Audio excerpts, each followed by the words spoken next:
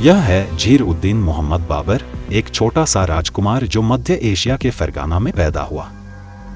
सिर्फ 12 साल की उम्र में उसके पिता की मृत्यु हो गई और उसे अपना राज्य संभालना पड़ा। बचपन से ही बाबर को राजनीति और युद्ध की कठिन सीख लेनी पड़ी। बाबर का जीवन संघर्षों से भरा था। कभी उसने अपना राज्य खो दिया, कभी फिर से जीत लिया, लेकिन बाबर ने कभी हार नहीं मानी।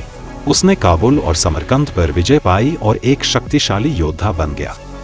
1526 में बाबर अपनी छोटी लेकिन आधुनिक सेना के साथ भारत आया।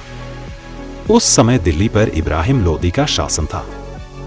पानीपत के मैदान में बाबर ने पहली बार भारत में तोपों और नई युद्ध तकनीक का प्रयोग किया।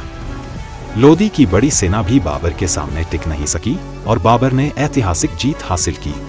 इब्राहिम लोदी की हार के बाद बाबर दिल्ली और आगरा में प्रवेश कर गया। यहीं से भारत में मुगल साम्राज्य की शुरुआत हुई। बाबर ने एक नए और शक्तिशाली राजवंश की नींव रखी जो कई सदियों तक भारत पर शासन करेगा। बाबर सिर्फ एक योद्धा ही नहीं बल्कि एक कवि और लेखक भी था। उसने अपनी जिंदगी, युद्ध और प्रकृति पर एक किताब लिखी जिसका नाम था बाबरनामा। 1530 में बाबर की मृत्यु हो गई, लेकिन उसका साम्राज्य और नाम इतिहास में अमर हो गया। बाबर एक ऐसा राजा था जो गिरकर भी उठा और जिसने भारत के इतिहास की दिशा हमेशा के लिए बदल दी।